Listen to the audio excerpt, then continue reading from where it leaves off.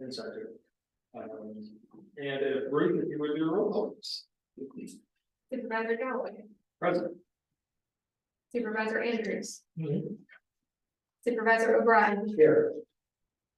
Mr. Smith, Supervisor Herring, Ms. Wilkinson, here. Supervisor Barlow, Here. Supervisor Jones, here. Supervisor Reed, Here. Supervisor Rutherford, Commissioner Narancio, Here. Councilor Payne. Here. And we do not have anyone I'm aware of participating electronically tonight. Ask that. So we do have a request. It just occurs to me we don't vote on the agenda here. Heading towards the vote. So we do have a request to add an item to new business. If you have an agenda in front of you, number 5, letter D. Greene County has reached out just yesterday about a letter of support for FEMA building resilient infrastructure in communities fiscal year 23 grant. They applied for this last year and did not receive, so they're reapplying this year. And have asked us to write a letter in support of that. So is there any objection to adding that item to the agenda? Awesome. We'll go over that and we get to that point. So very good. So we'll move to item number 2, matters from the public. Any public here that want to give a comment? Any public online? Come on, Sean, connect. He hasn't given a public comment in years, though, so. All right, Sean. We'll give it a chance. So we will move to item number 3. This should have been noted on the agenda as an action item. The fiscal year 23 financial audit. The audit committee did meet prior with Mr. Foley from Robinson Farmer Cox Associates. So he was here and I view everything in presentation. Yep. So David, you're all set.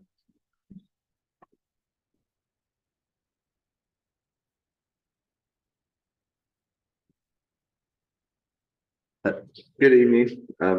Thanks for having me here this evening.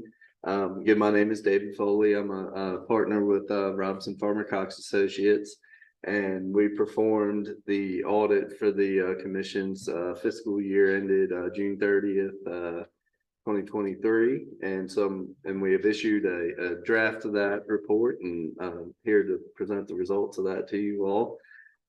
As Mr. Galloway noted, I did meet with the audit committee prior to this meeting, and we went through the audit in detail. So just kind of give the brief overview and the highlights.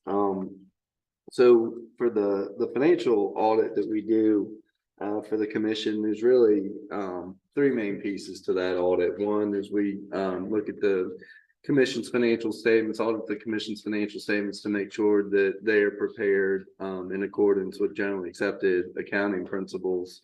And then the other 2 pieces of the audit we do in accordance with government auditing standards. One of which is, in addition to auditing the numbers themselves, we review the internal controls that the commission has over its financial reporting. And then we'll also perform some tests of those controls to see if they're operating as they were designed to. And then the third main piece of the audit is the federal compliance piece.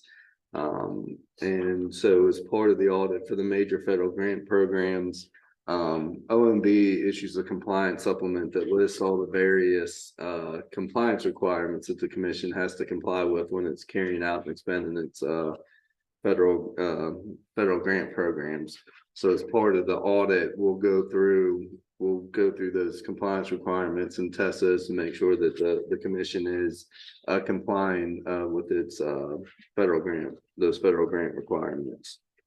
So included in the commission's audited financial report, there are 3 different reports from us that communicate the results of the audit. The first is on numbered page 1 of the financial report. And this is our independent auditors report. And in this report is where we state we did perform an audit on the commission's financial statements. It's also where we issue our opinion on the financial statement, which we have issued a unmodified opinion on the commission's financial statements, which an unmodified opinion means that the commission's financial statements have been prepared in accordance with generally accepted accounting principles. And then the other 2 reports from us are in the very back of the report. Starting on page 58. The first report back here is our report over the commission's internal controls over financial reporting. This report was clean as well. We noted no significant deficiencies or material weaknesses in the commission's internal controls over financial reporting.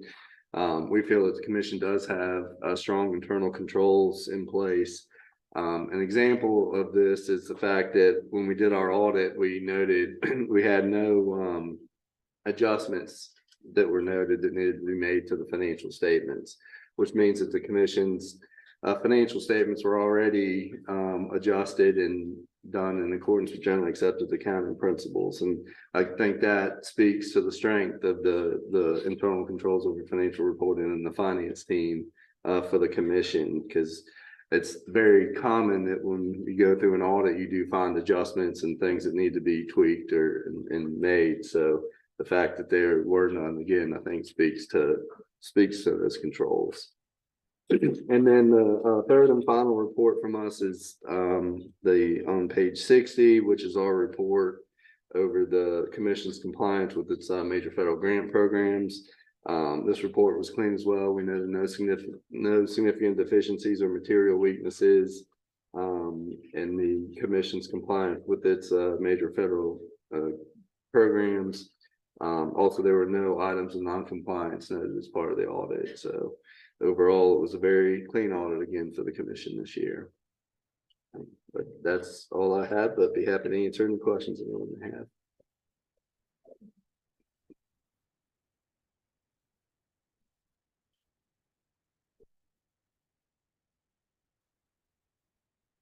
I'll note that Christine and during the meeting with the finance committee, there were some minor notes that we found and that's to be made, so those will be incorporated in after the event.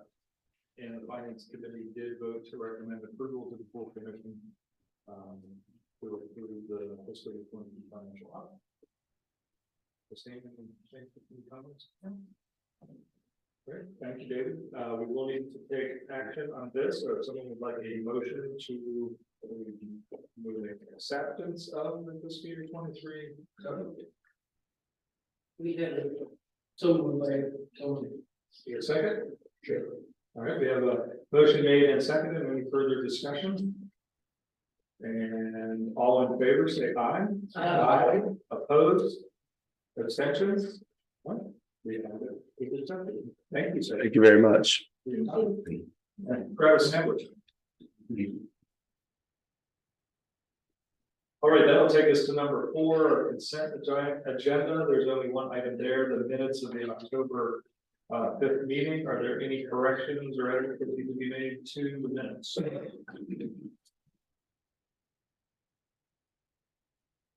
All right, hearing none, is there a motion to approve the consent agenda? So second. All right, motion's been made and seconded. All in favor, say aye. Aye. Opposed? Abstentions? Okay. Great. That will bring us to number 5, new business. Letter A, the September and Q1 financial reports. Christine, you'll be handling that. Yeah, we're very busy about 6, so I'll be giving them for us.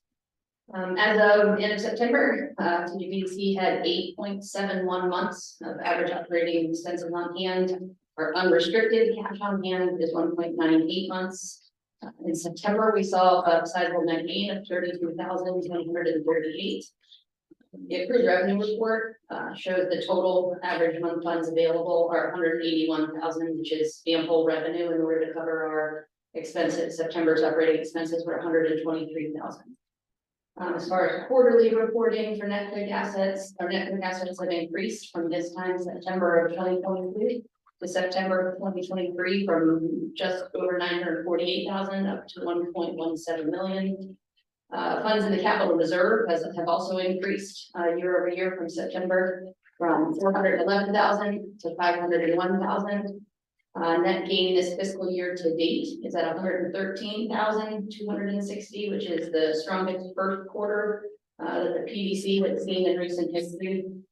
With 25% of the fiscal year complete, July through September, if we take out the body and the home pass-through money, so if we're only looking at non-pass-through funds, we've received 27% of our revenue, and we've expended 25% exactly of our operational budget expenditures. If we include the pass-through in there, we're significantly behind in those pass-throughs related to the body programs. I think that's all I have, unless you guys have specific questions that would like me to do. All right, questions? We will, we're voting during, so we, is So there? that one actually comes with a staff recommended motion to approve September and Q1 financials. So we need a motion to do that. Yes. I so move pursuant to the staff recommendation. Second. All right, motion has been made and seconded. Any further discussion? All right, all in favor, say aye. Aye. Opposed? Abstentions? We'll move to item B under number 5, Virginia Department of Health. Direct a partner initiative for the Septic Well Assistance Program for support. And we have Isabella outlining this evening. Thank you. Welcome. Thank you.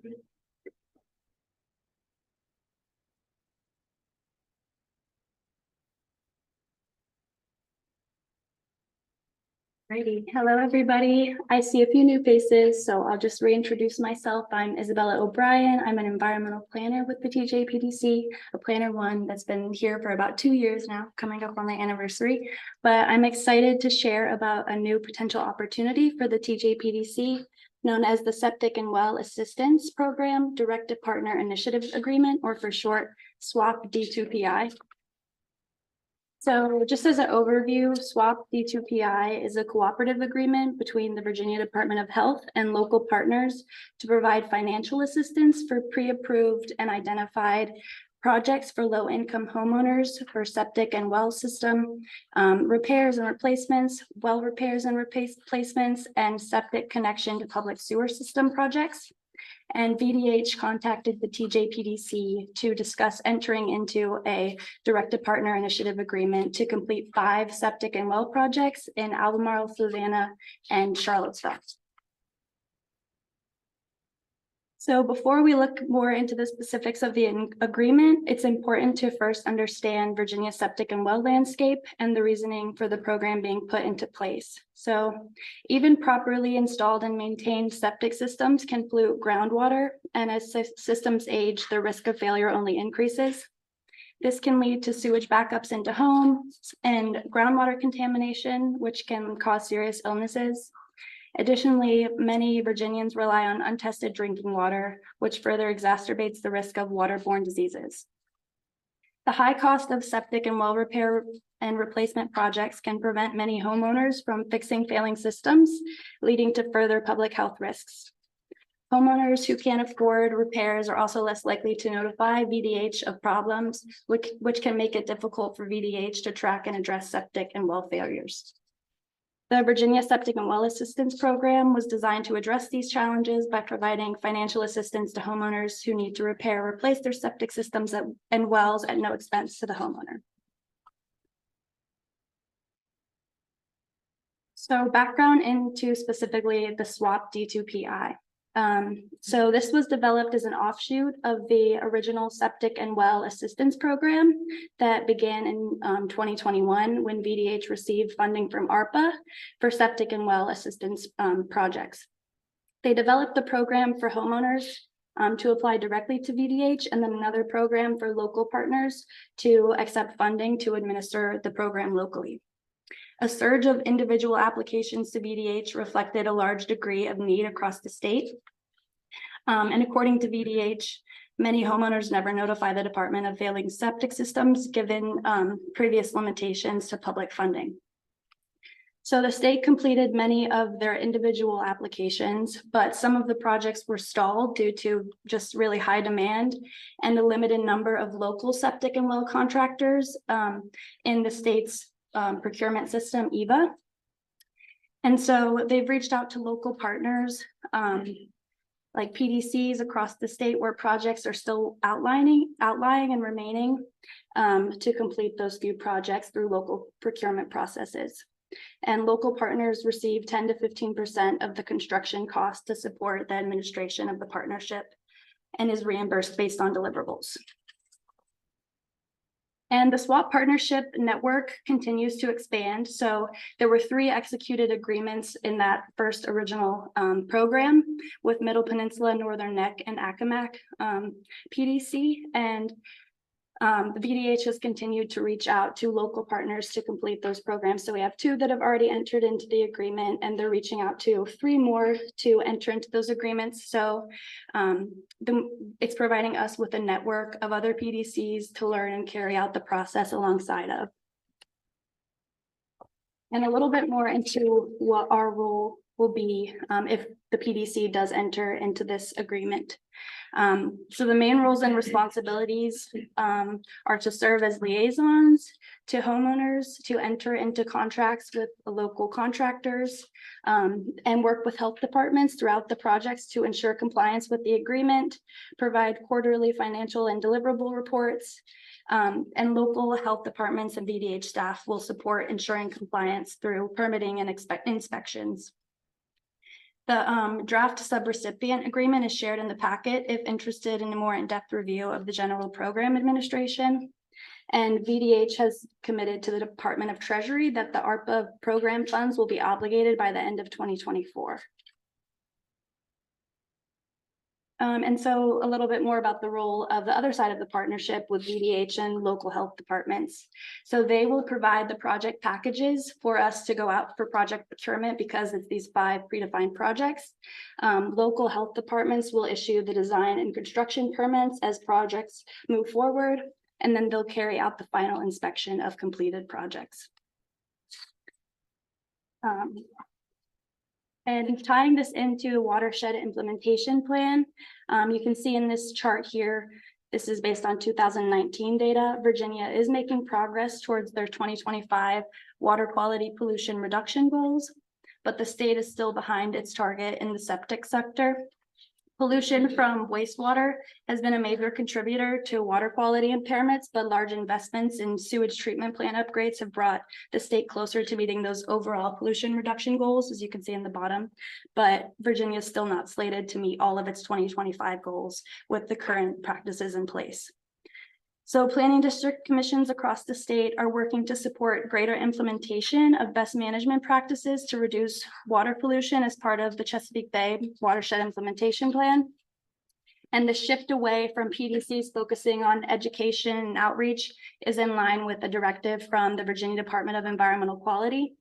The Septic and Well Assistance Program will be a valuable opportunity for the TJPDC to learn from other PDCs implementing BMP programs such as septic pump out and repair programs, and from the Virginia Department of Health about septic connection and project implementation.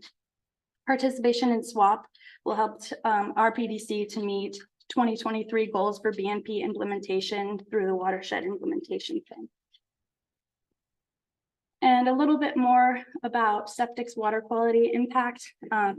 Even again, properly installed septic systems can pollute groundwater and surface water with excess nutrients and pathogens. And as septic system age, they're even more likely to release harmful bacteria such as E. coli and nitrogen into the environment. And this can contaminate drinking water wells and pollute waterways, posing a serious risk to public health. And in our region, 66% of impaired waterways are impaired due to E. coli based on DEQ's 2020 impaired waters data. Of these, 17% are known to be associated with sewage discharges. However, the true percentage of E. coli pollution caused by septic systems is likely to be higher, as many of the sources are not yet identified. So this data demonstrates a need to address septic system pollution in our region. By investing in septic system repairs and replacements, we can protect our water resources as well as public health. And just tying this back into the Chesapeake Bay program. So this is a screenshot from the Chesapeake Bay program's quick reference guide to best management practices that describes the septic practices that are able to be inputted into DEQ's BMP warehouse, which helps to model reduction of pollution loads going to the Chesapeake Bay. So one of our projects would be a septic connection to public sewer project, which could be inputted into the BMP warehouse, helping us meet our goals for 2024. And the SWAP D2 PI program will support preparation for future similar funding opportunities and for BMP verification within the Chesapeake Bay program. That's the bulk of what I have. If there's any questions. All right, questions? And this, how, if you need this, how do you? I've got that right here. Well, Yeah, I mean, like, if I need to help with the city, if people are going to. yeah, so How do they know? How do we help them get it? yeah, so they've already been identified and they're slated to receive the funding because this was part of that original SWAP program where local individuals, homeowners could reach out to VDH, apply.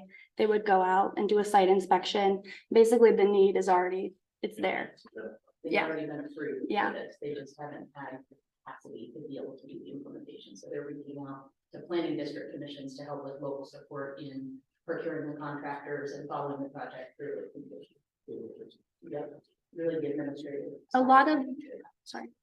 lot of the septic and well contractors are more local. They're not statewide agencies. And so those aren't available in Virginia State Procurement, EVA. And so they've been working with local partners, like the local partners that already successfully completed the agreement to work with local contractors, basically. Yeah, I think it's fantastic, and for families who are able to benefit, it's really gonna directly change their lives. And I move to authorize the executive director to pursue the DTPI agreement with the Virginia Department of Health and taking action to its agreement with the DTPA program. Good, we have a motion and I heard 2 seconds. Bill, first. He's deferred to Mr. Andrew in second. So, all, any further discussion? All in favor, say aye. Aye. Opposed? Abstentions? Approved. Thank you very much. And one side note I'd like to add, since we have never, as a PDC, been on the implementation side of going out and making sure contractors are completing work through a process. I will be reaching out to our legal counsel to review our contract with Virginia Department of Health, just to make sure that we are protected of any liabilities that anything were to happen during the completion of these projects, or if contractors don't show and they don't get completed, I want to make sure that the PDC is protected, just as a side note. All right. Item C. Wow, it's quite a voice crack.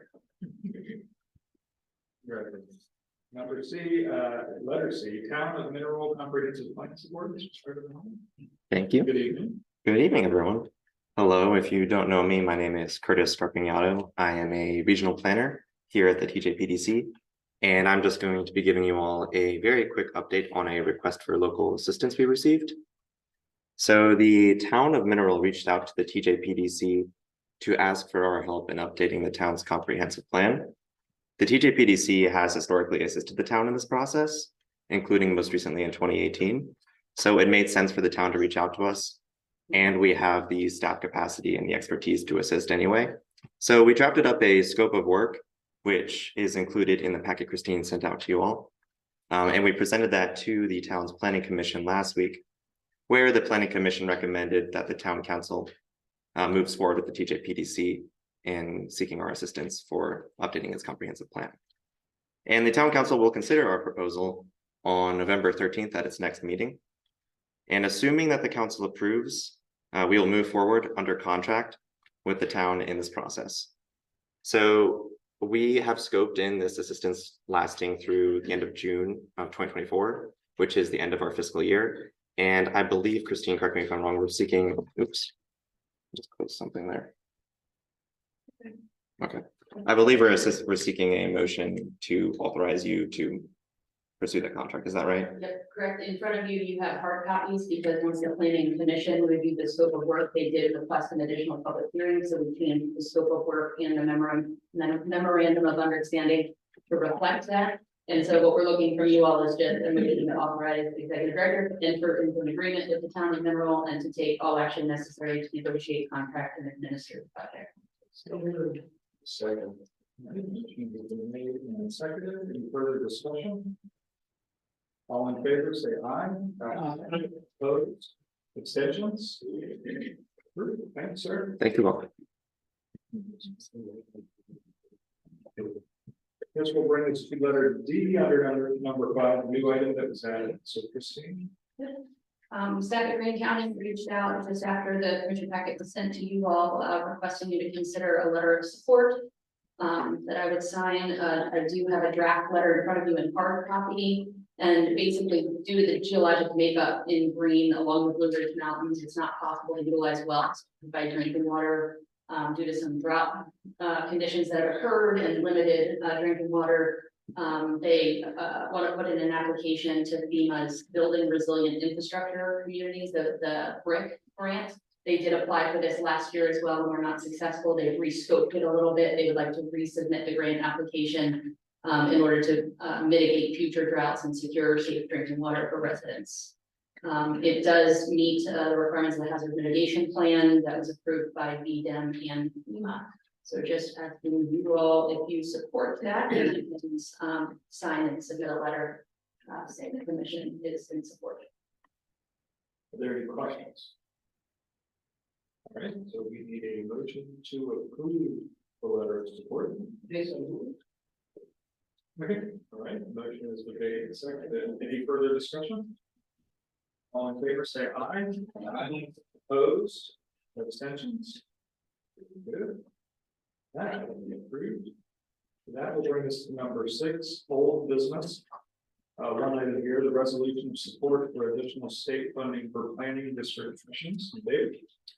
Yes, Mr. Chairman, last month I gave you a brief presentation about the initiative of the TJPDC to request additional base state funding for all planning districts in Virginia for inclusion in the upcoming biennial budget.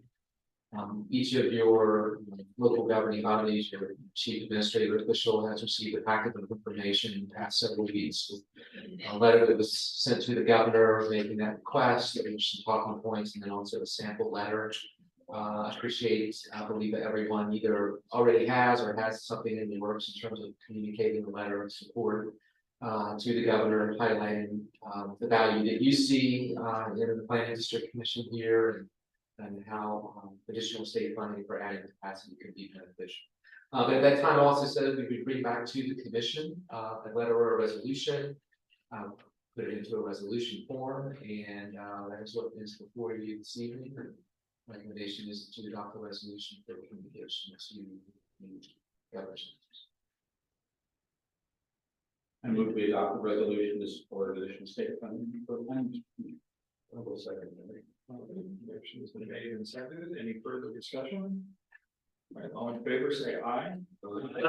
Opposed? Abstentions? Very good. Thank you for that. We are quickly on to the executive director's report.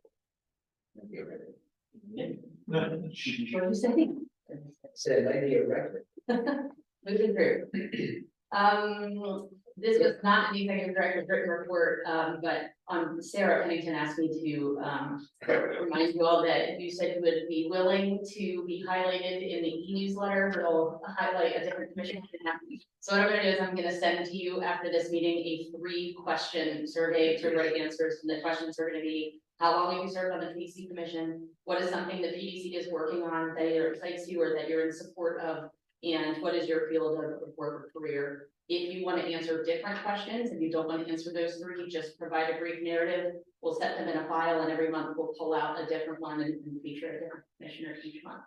So if you guys are willing to fill that out when you receive it, then monthly we won't be chasing you guys down to get answers to those. The next one is Southeast President Regional Commission. We talked about this last month. We have a half of a contract signed. We've signed it on our end. It's on the federal co-chair. That's to sign on their end. However, it does have an effective October 1 date. So once it is signed, we are able to utilize those funds. With SCRC administrative funds, both Ruth and I were able to attend the Virginia Institute of Economic Development's 2-day training on the fundamentals of economic development for local and regional entities. And so again, the purpose of this administrative funding is to build the PDC's capacity to be able to support economic development with our local governments. And so the majority of it in this first year is related to professional development and training for our staff. It'll also pay for conferences such as VACO, housing transportation conferences, anything that has an economic development component to it. It is an eligible expense under this grant. So just wanted to update you guys that we're beginning to use that. In my written report is the monthly body details, and I'm going to read through those. You have those before you. For transportation updates, today, Safe Streets and Roads for All grant, we are officially under contract with feds, states, and our Kimley Horn and Avid Corp consultants to complete this multi-jurisdictional project. I did email CAOs and deputies today, letting them know that we now have a date for an official kickoff, that we're going to do it as a safety summit. And that safety summit will include participants from elected officials, local government leadership, staff, planning, or community development departments, anybody that your team deems needs to be there. And that'll really be to go over the entire planning process that's going to occur, but also to start thinking about one of the requirements of the plan, which is to have a local commitment through the governing board to either eliminate or significantly reduce fatalities and fatal accidents. And so there'll be a target that you guys will see before your boards that you'll need to approve. That will be a part of the plan that all 6 local jurisdictions made a commitment to reduce those accidents. So that'll be a part of that kickoff. Also for Smartsville, our staff has been following this very, very closely, with all the discussions in the Commonwealth Transportation Board and the recommendations from Office of Intermodal Planning and Investment staff. We do have a plan to meet with our CTV member on Monday, just to have another meet and greet, an opportunity to talk to him about our local processes. And then Rivanna River Basin Commission, which Bella just left, the 8th annual conference was on September 28th. It was very successful. It was talking about PFAs. Yeah, I like when I said that backwards. PFAS, thank you. PFAS. And we were really pleased that of the people that registered, 90% of them came. It was, we've gotten really good compliments on the event. So thank you, Bella, and she's here. I think that's all I have for this month. Happy to take any questions on any of our programs that I did not report on. Questions for Christine? Not a question, but I was listening to MBR and some of our everything one answer like that. And they were talking about the plastic industry, of course, which is part of the PFAS of the Rivanna River Basin Commission. And the industry, they said, has almost, there's 16,000 chemicals that are in plastics, and the industry would basically push so that they didn't have to identify those chemicals. And so that's a lot of what you're seeing out there is just use of it. And it was an interesting conversation about the challenge of, even things such as you take plastics and look at what is the cost of recycling those versus having other packaging materials and how you go about doing those. But what really struck me was that the industry did work very hard to make sure they didn't have to disclose chemicals into their plastic. This is my shocked face. Excuse me? So this is my shocked face. It's very attractive, so I think that's that. Oh. Other questions or comments? And did you say there was I missed it, you said the actual date for the safety summit, or is that not? The safety summit, yes. January 10th. But you will all be receiving a save the date. It'll be sent to the full commission, all of the elected bodies and all of the staff. Monday, that will go out. And then you mentioned the meeting with the CTP member on Monday, that's just to receive updates or to communicate? That's just to have discussion. We try to do like a quarterly. That's type of right. thing. Mhm.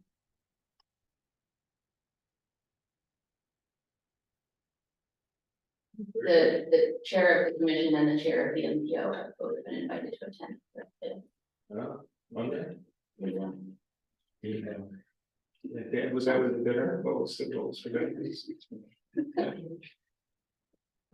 Thank you, Kristen. Welcome.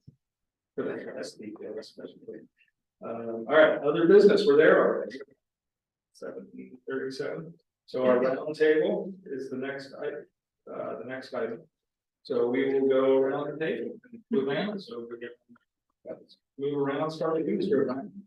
Yeah, that one, Terry, to report, I mean, we had a meeting yesterday. I got an update about our comprehensive plan, sorry. More within the areas, so we continue moving towards rural presentation. County currently has 3 years. TPA goes, rural and then rural presentation area. And it's like the folks in the planning commission comprehensive plan are gonna push to basically eliminate the rural residential. Which I thought was kind of interesting. Along with that is we have cluster subdivisions that can be put in, and I think we're gonna eliminate those and just go with minor subdivisions. But increase the size of the minor subdivisions, major subdivisions being CPA zones. So, you know, just it's in nature with what a lot of citizens in the area have been talking about, which is low, maintain a low character of the county, but we're not really sure how that's going to play out in terms of meeting now.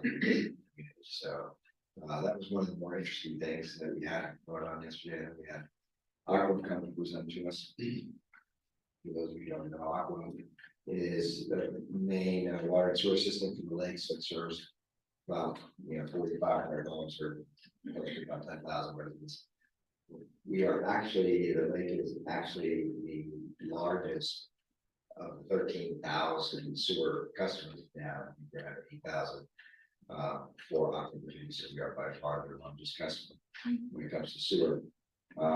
They had a lot of problems over the summer with discharges into the lake itself. The most interesting part about the report was that we were here with some sort of actual acts of sabotage going on. People actually throwing mop heads, industrial mop heads into the septic systems. Together we could do that by one head covered and throwing that down into the stuff. I mean, they have some aging infrastructure issues as well too, but it's on 2x4s, all kinds of stuff. And what they call fat solids, I guess, blocks and stuff. So it was an interesting report and that's a great report. I have to say that I did have to give the president a fair amount of time because they're also proposing an almost 30% rate increase. And if you don't know, it's already about $150 a month per household, if not more. So that would be $200 a month.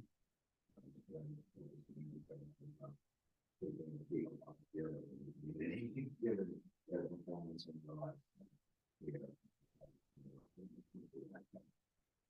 Yeah, one of those tough things where you're dealing with a partner and in a community that's important.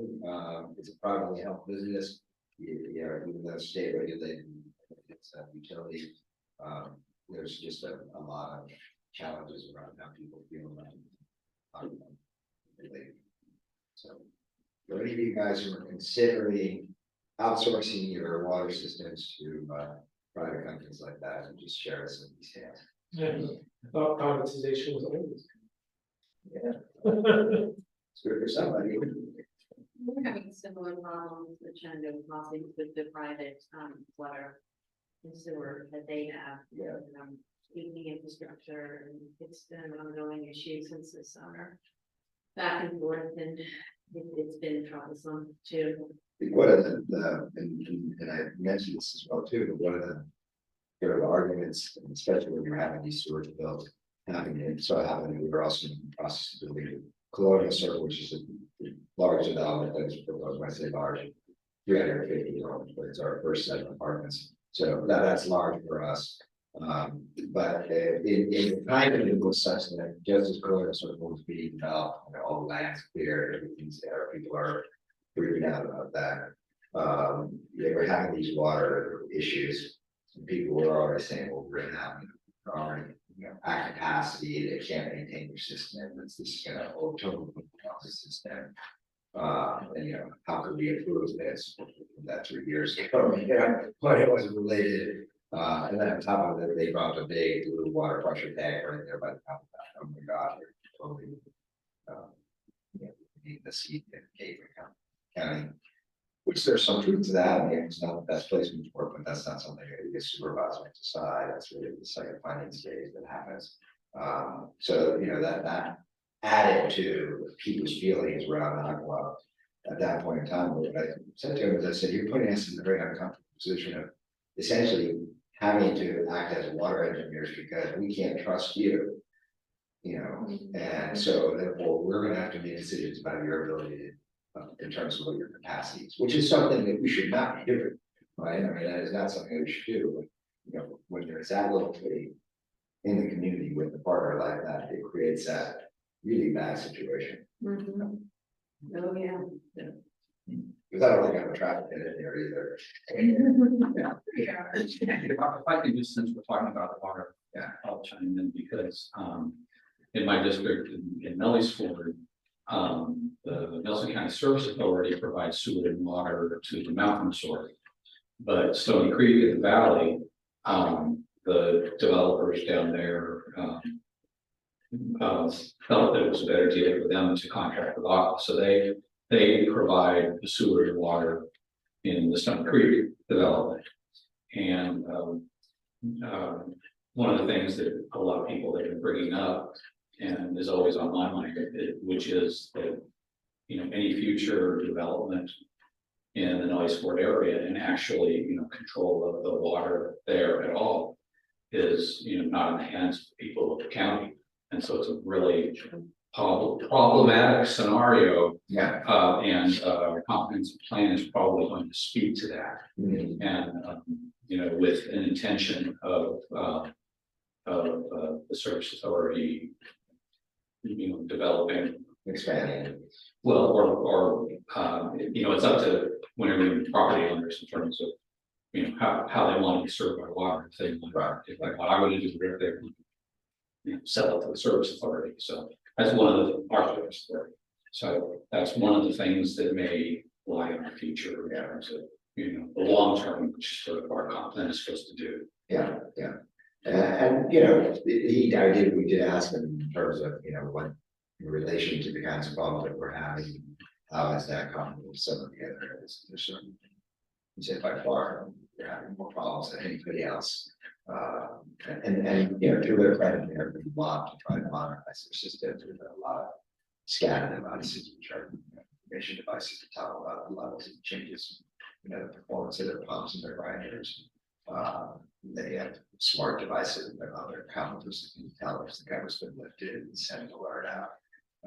He's very committed to finding those doing these kind of things. So I'm not totally throwing him under the bus. I'm just relaying the see that are uptown.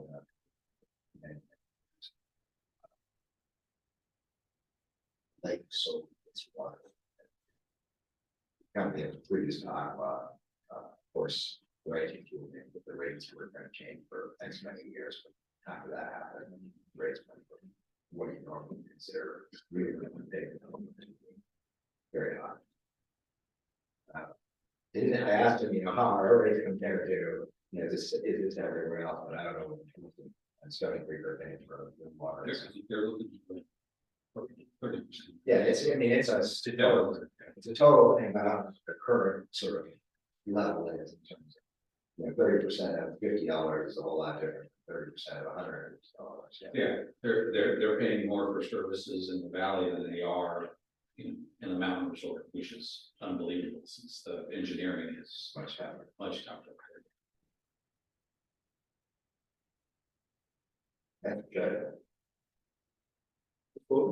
I had nothing until we started talking about water. But it's very, we are now, Greene County has got their, water, which they're now independent and out of RSA. Up and running, sort of, not the reservoir, but they're operating their own system. And the building is completely messed up. So, that's been taken over by the treasurer, which seemed like it might make it work. But that department is very understaffed. And so it isn't working very well at the moment. The other thing is we have a leaky sewer in Stanleyville, which is no news. And I'm not sure what we're doing about that. So other than that, I was gonna say absolutely nothing at all because Dan was gonna say it all. Of course, he's not here. So that's it. Mr. Barlow, Louisa. We've had a relatively quiet week, other than the fact that we had Governor Youngkin visit our schools yesterday. She had accolades on that superintendent that keeps us in the news for all of the right reasons. And so he does a good job, and I think the governor is well impressed, and say Louisa was in the news for good reasons. We also have Amazon requesting to have their first groundbreaking.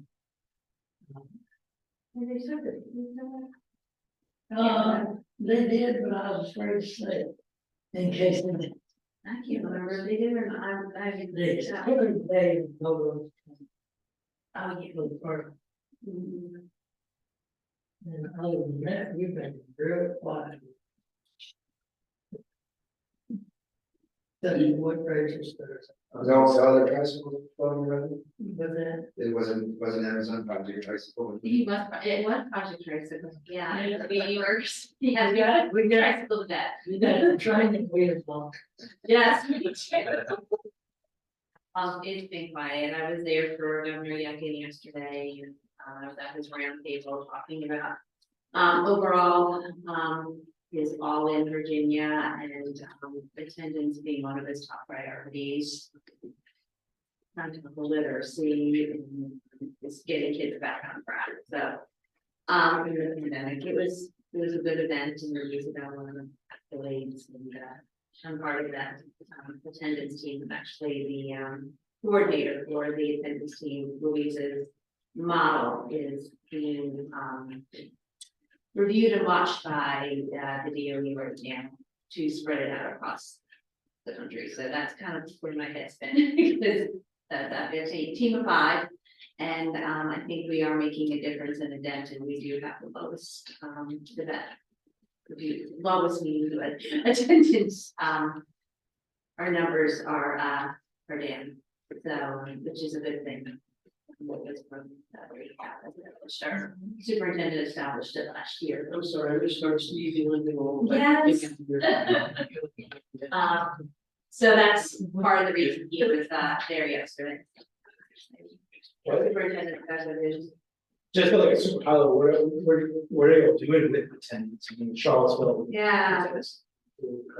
No, it hasn't. Across the state, attendance rates are at about 30%.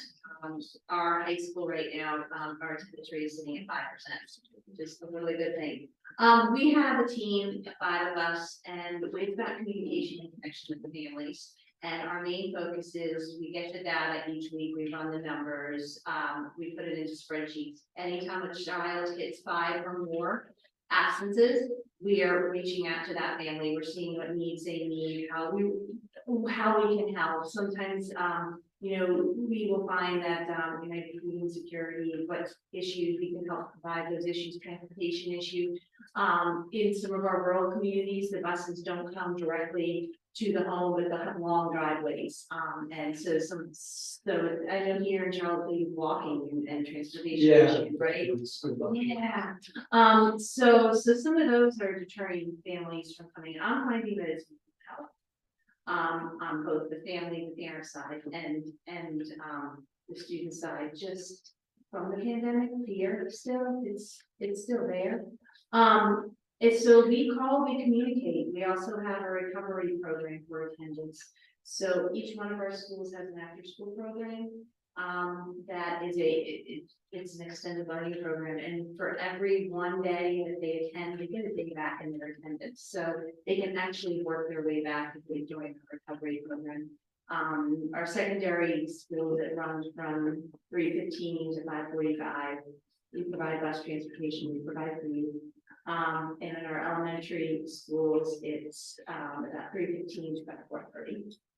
So we work with the families on trying to recover. We'll also run Saturday schools. We have some Saturday schools. Not all of our elementary schools do it, but a few. And our middle schools consider doing it too. 3 hours on Saturday. Come in and get some meal.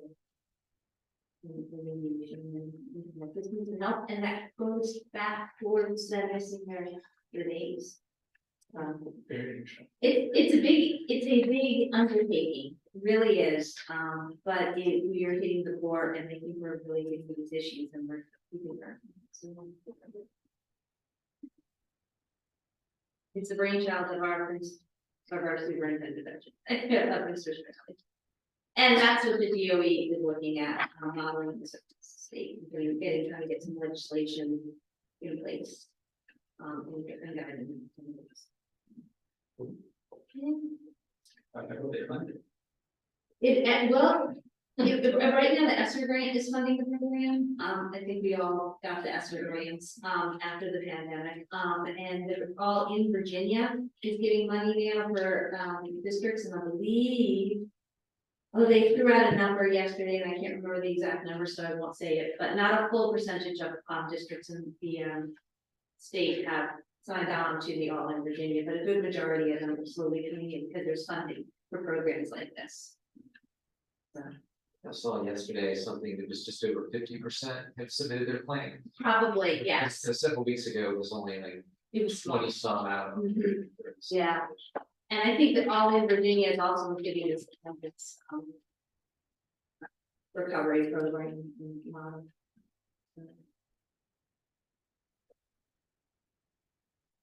Yeah, but happy if anyone ever wants to reach out, I can send you some more information on it. We have a whole, we've been sending, I get requests from counties all over the state every day, send information out.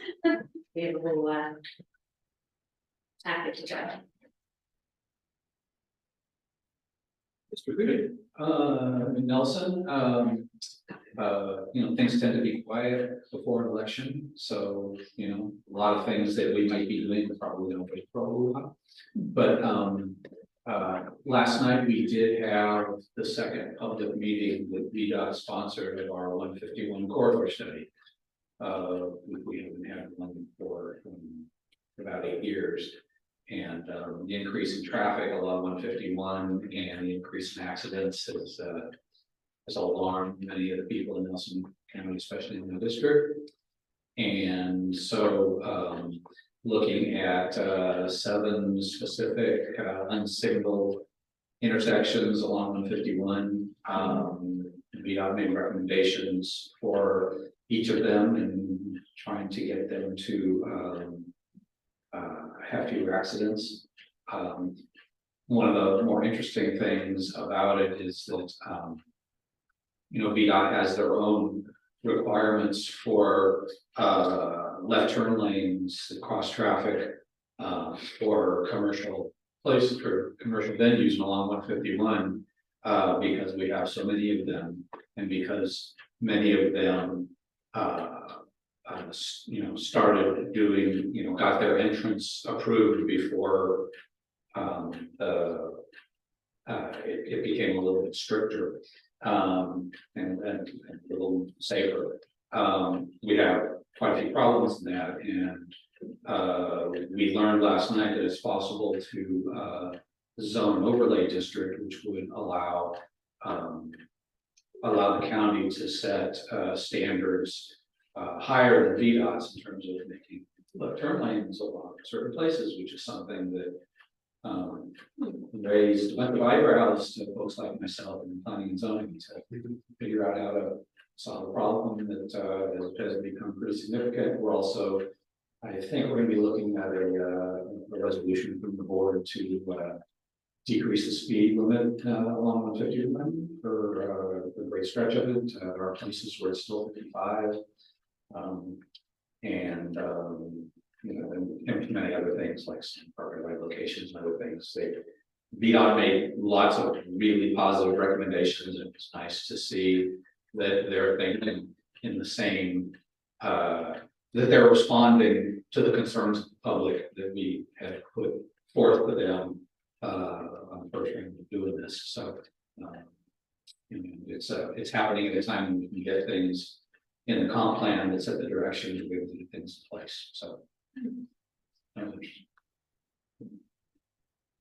Very good, thank you. Mr. Durante? Well, so for the city, so planning commission, and we are neck deep in zoning, and the sort of crux and thermidor of that process for the planning commission was October, where I'm not sure the number of work sessions, it just seemed interminable, but we did spend some time trying to button it up as best we can before recommending it to city council.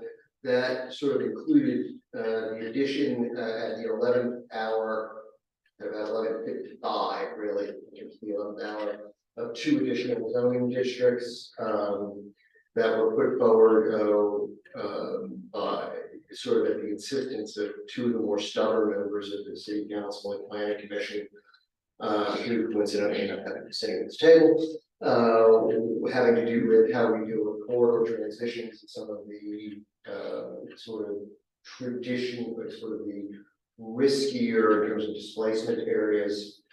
And then in terms of developing a zone that was, as we are,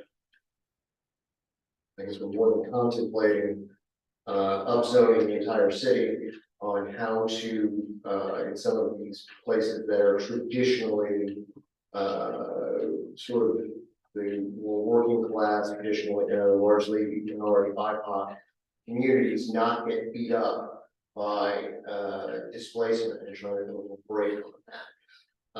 So those are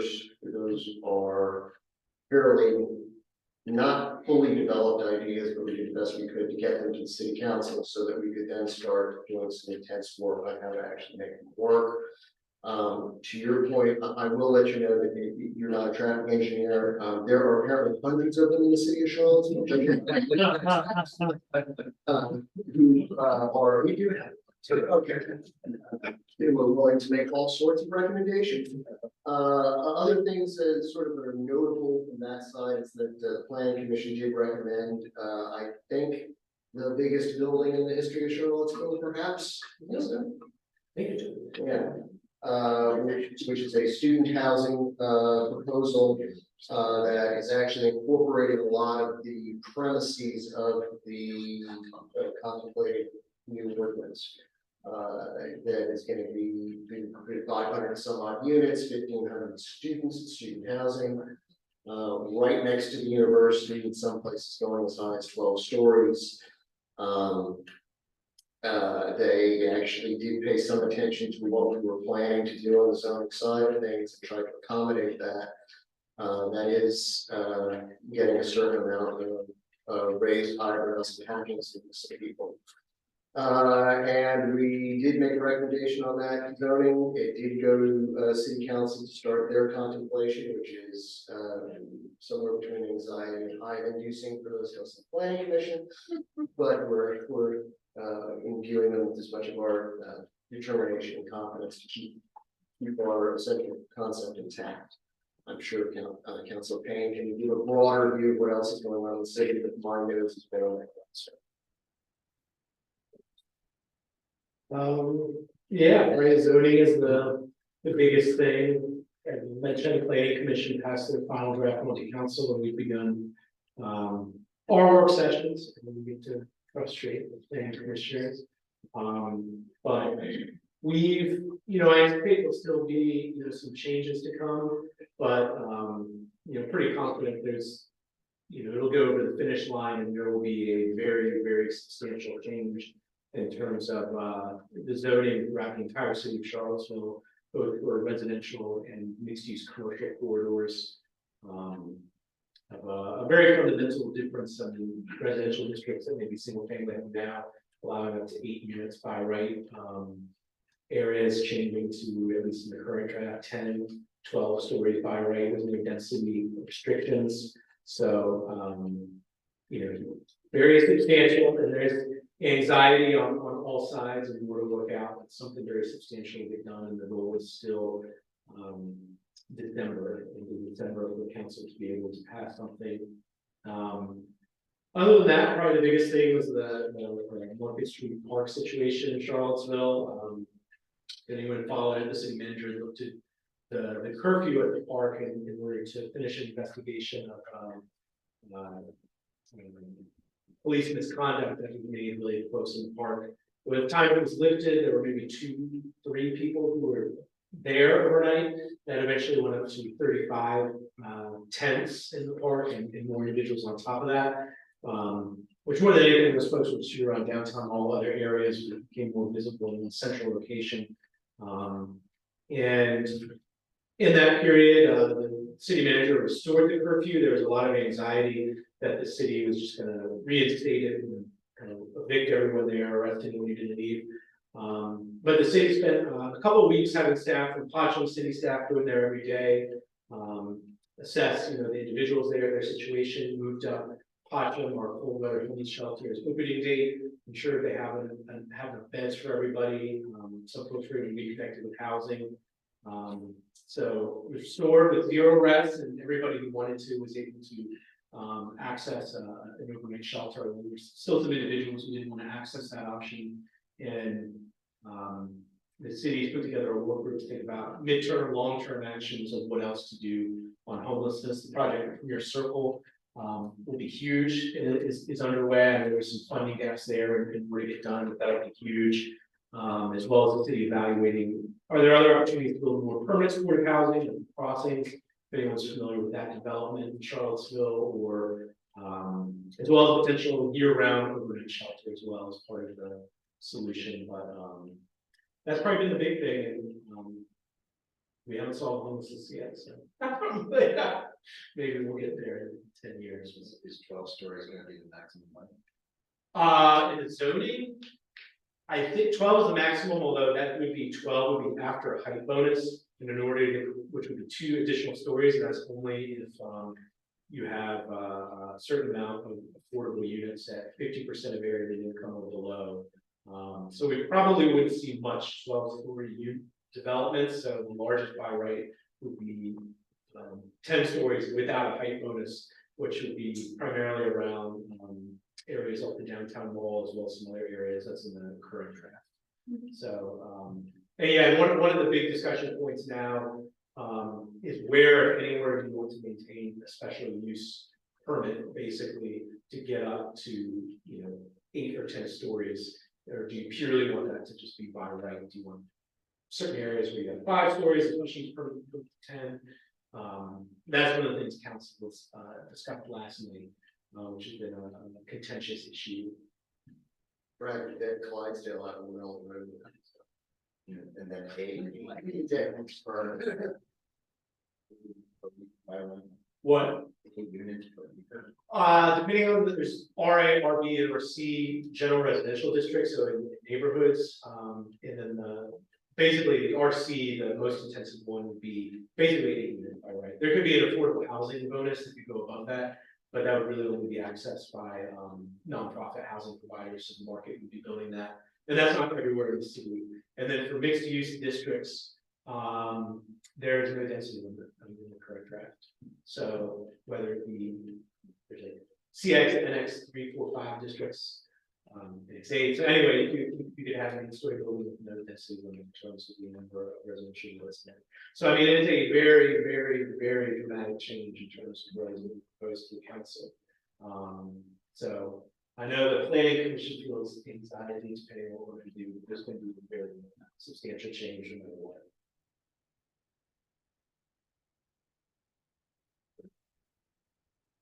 Strangers, you want to go over some county stuff?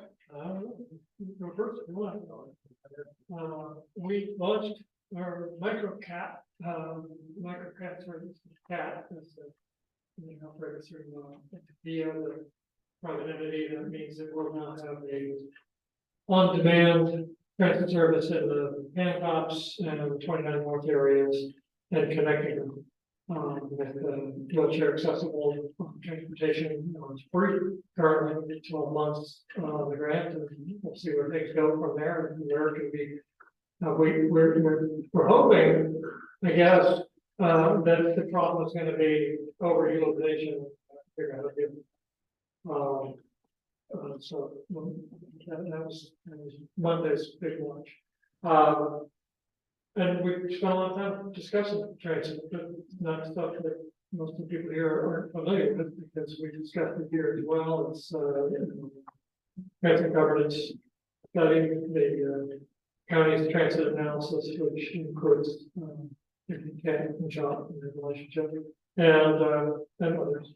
And then we've been in smart scale update and legislative priorities. So those were this was Yeah, we haven't had a lot of big items with a lot of public hearings right now. It seems like our afternoons have been, not even that booked, but then our evenings we've been getting out before 8, so we haven't had very many controversial public hearings coming in front of us right now, which is. myself our one next week. We'll get on that. Sure.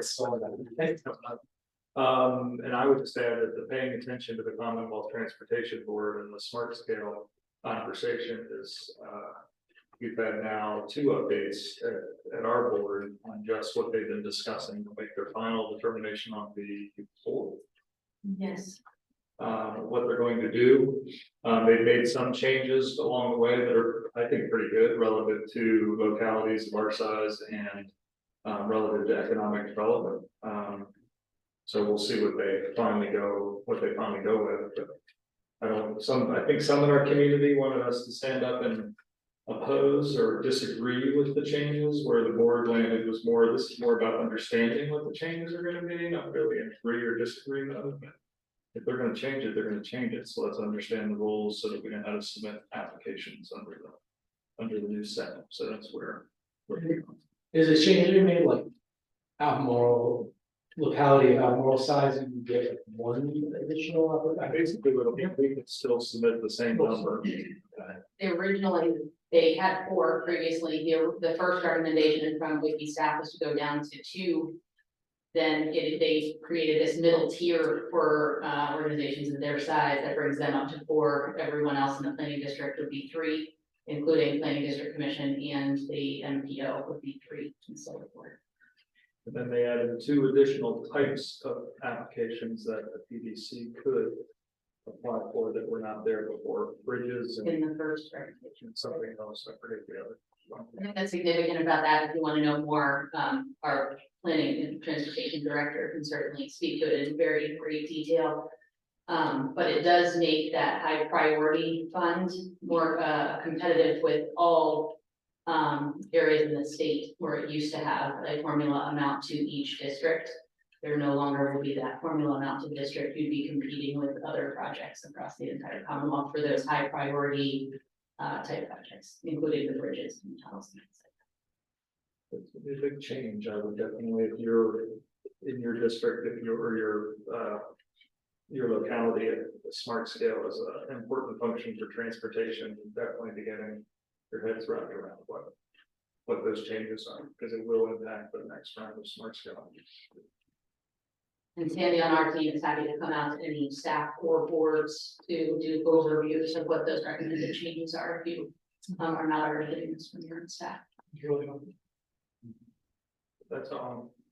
Been quiet, otherwise we're already gonna start leaning into budget time and get ready for that by the end of the year, so. I will say that our comprehensive planning has been quiet, but on our consent agenda, they've been providing us the drafts of the goals for phase two.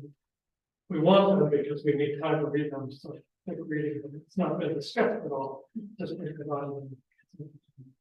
Information. We did get our second economic outlook report. We have some folks we worked with out of Virginia Tech. And they had provided a wonderful report last year, and so we got a new one that kind of looks at, you know, prognosticating what's going to be happening in the coming fiscal year, the coming year. It gives a lot of good area data around the economic what could be headwinds and things like that. So that was at our first meeting. So that's something that is out there that folks could read if they were interested in some of the information that they found.